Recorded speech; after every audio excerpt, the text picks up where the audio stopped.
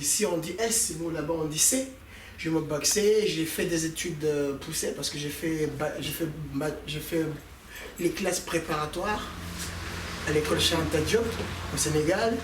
J'ai intégré dans des écoles d'ingénieurs, j'ai une ingénierie en électricité. Donc, mais tout ça, je suis arrivé, j'ai bossé un peu à la mamouette, un petit peu. Après, j'ai plaqué à un moment donné parce que je voulais vivre de ça. Pourquoi vivre de ça? Parce que je pense que la danse a fait que durant toute ma vie, j'étais quelqu'un de... Je me suis reconnu en dansant en fait. Cet événement-là, ouais, ça a été rafraîchissant et puis enrichissant plus. Rafraîchissant parce que j'ai entendu beaucoup de choses, j'ai appris beaucoup de choses, même en tant que danseur moi-même. Et j'ai vu que c'est bien de valoriser son art parce que là, moi-même en tant que danseur comorien, j'avais pas conscience de l'ampleur de la valeur culturelle qu'on a, quoi. Là, pour moi, c'est une première et j'espère que ce sera une très longue continuité parce que il faut quand même qu'on puisse représenter notre art, nous-mêmes, parce que je ne peux pas être comorien et représenter que les autres, quoi. Juste être dans ma source. Ouais. Qu'est-ce qu'on peut retenir de cet événement particulier? Moi, en tout cas, personnellement, mon personnel, c'est que en tant que comorien, je me sens valeureux. J'ai une valeur à défendre et puis voilà quoi.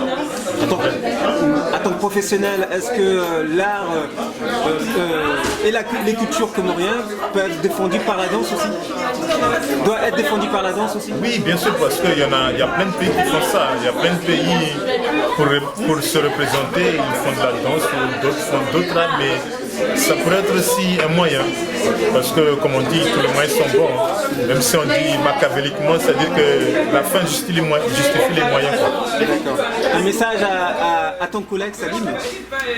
Moi, je lui dis bon courage et c'est bien, parce que je sais qu'il a beaucoup sacrifié, il a beaucoup donné, mais c'est-à-dire que ça paye, quoi. C'est-à-dire surtout qu'il n'ait pas de regrets après tout ce qu'il a fait. Qu'il n'ait pas de regrets. Je lui souhaite bonne réussite et puis voilà, pas de regrets surtout.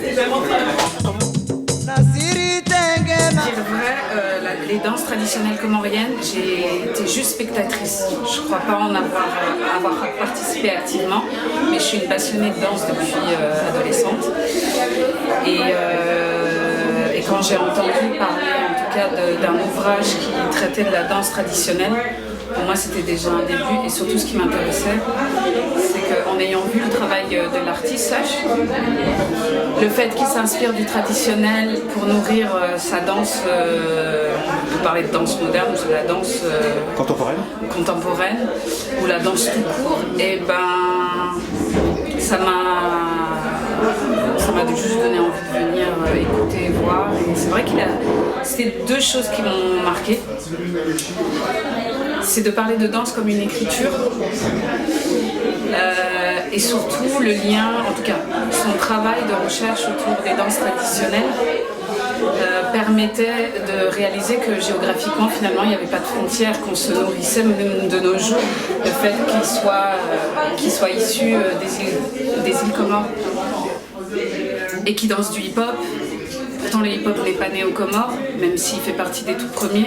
C'est ça qui est intéressant et on peut pas, je crois que comme pour la musique ou les arts, on peut pas simplement dire que ça vient de tel endroit, ça vient de tel endroit, parce que finalement chacun va s'approprier. Exactement. Donc il y a le côté historique et écriture moi, qui m'a marqué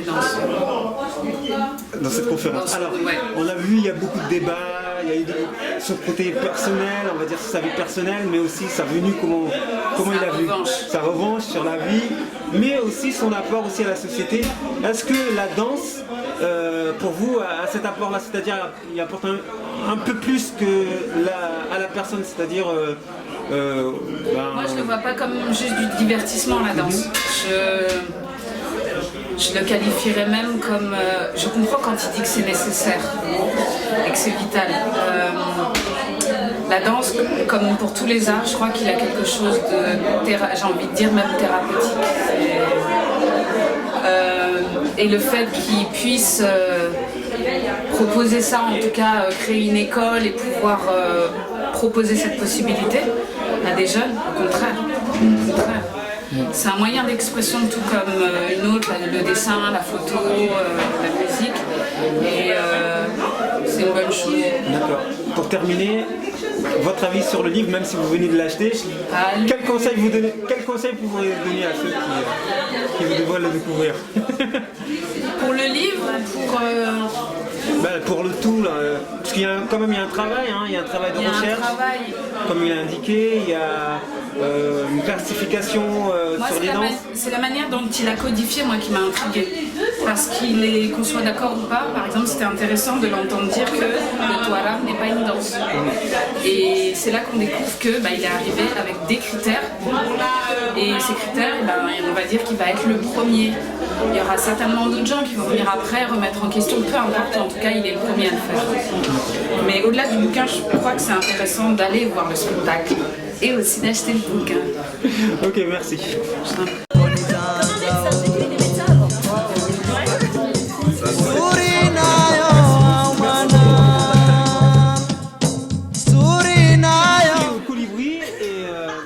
Tu vas te présenter et nous parler un peu de la venue de notre artiste Samy. Bien sûr.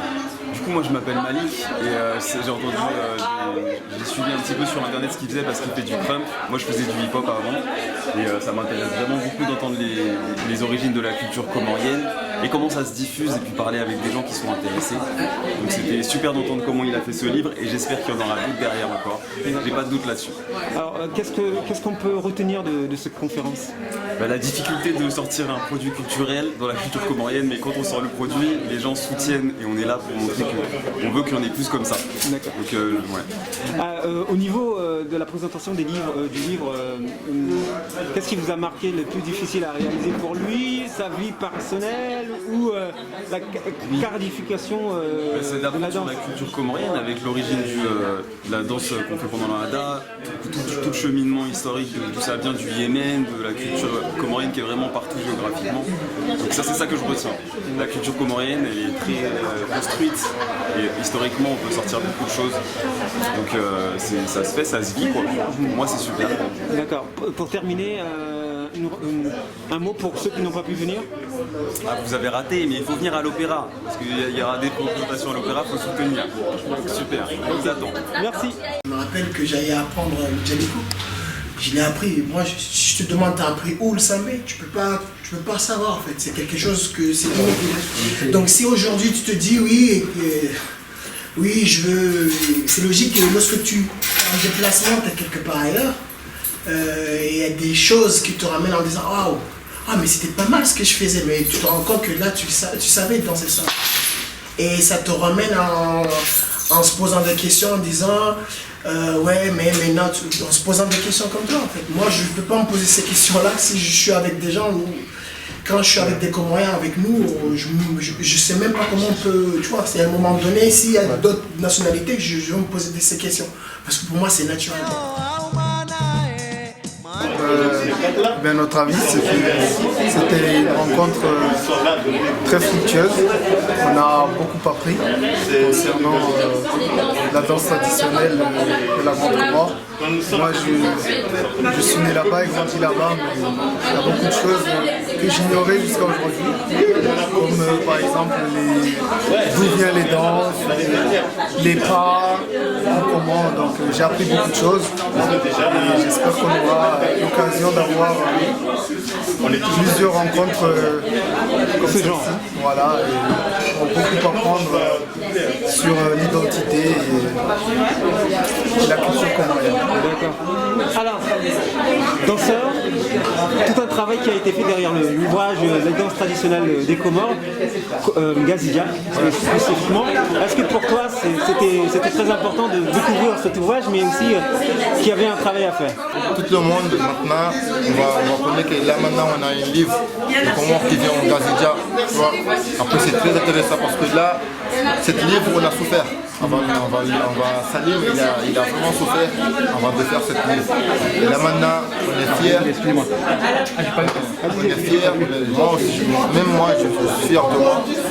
Parce que si on est là, parce qu'on a souffert. On a souffert d'être là. Je voulais juste dire les Comoriens sont venus ici, de nous soutenir fort. Et puis on est liés Comores parce qu'on est ensemble, tu vois, c'est ça. Mais c'est parce qu'on veut les Comoriens qui jouent. C'est juste ça. D'accord. Merci beaucoup. Merci à vous.